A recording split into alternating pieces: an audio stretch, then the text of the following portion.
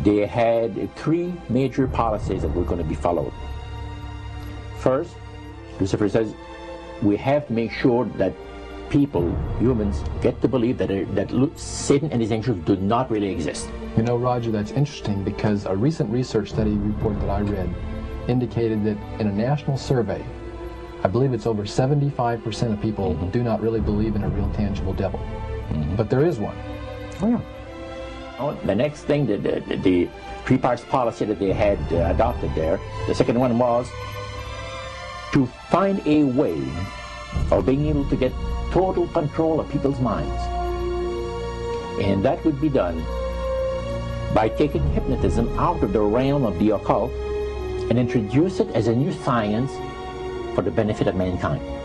They felt that by taking hypnotism out of the realm of the occult and introducing it as a new science for the benefit of mankind, they could then use people of great renown, educators, people of capacity, that would do great things, such as supposedly regress people in time to former lives that they had.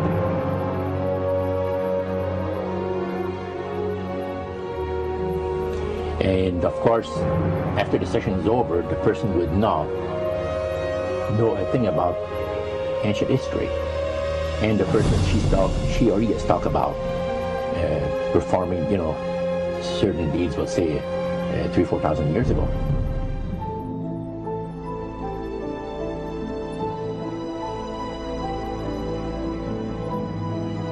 But this was their strategy. Now, what this would do for the thing is this, that it would create in the minds of the general public, solidly set in the mind of the general public, an unwavering trust in that great deception. So now this would be a way of de-Christianizing the Western world through the avenue of mysticism.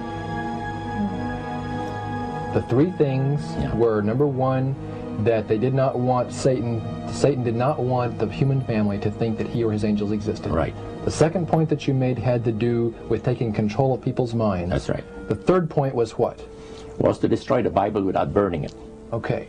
See? And what was his strategy on that? On that,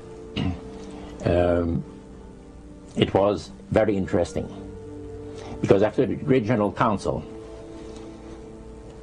it was decided that Satan would tutor Charles Darwin personally in setting up the principles of his theories of evolution. He was tutored by Lucifer himself, fallen Lucifer. And at that time, it was understood, Satan and his spirit counselors understood, that if a person was led to believe in the theory of evolution, it would, in his life, destroy completely the creation week of the Bible, the fall of man, and plan of redemption. It would do away with it. Anyone that teaches a theory of evolution is considered to be a minister of a great religious system.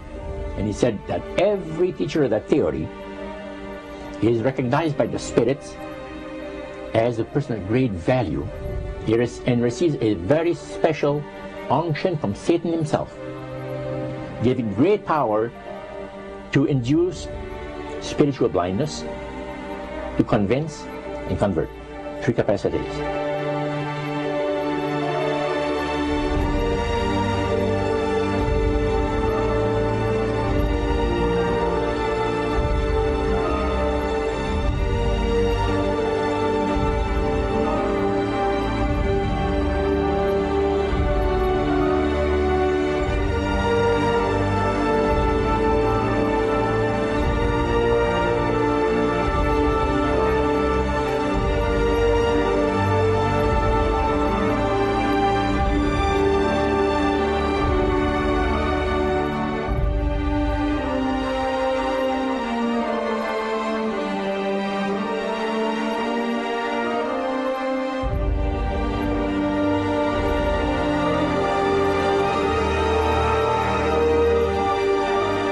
This is the grain plane, the master's grain plane. for harvesting the nations, for harvesting the multitudes of the earth into his cause, just before the close of the great controversy between the forces of good and evil. It's going to be done in a unique manner.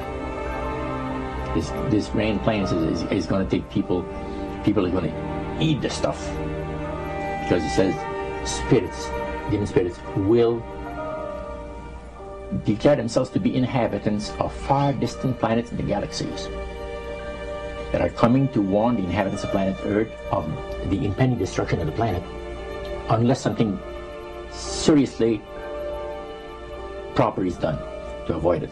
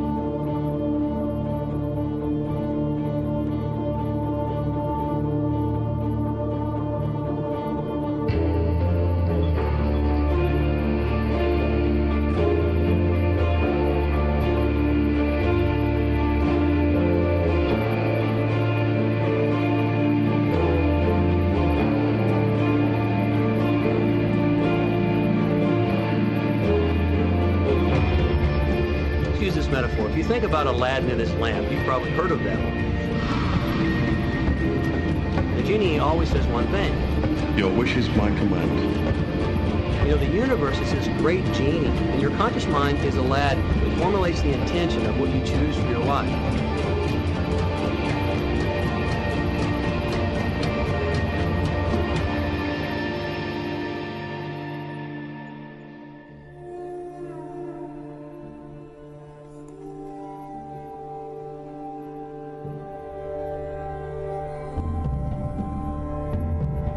At the very heart and core of all these secret societies lurks the Kabbalah.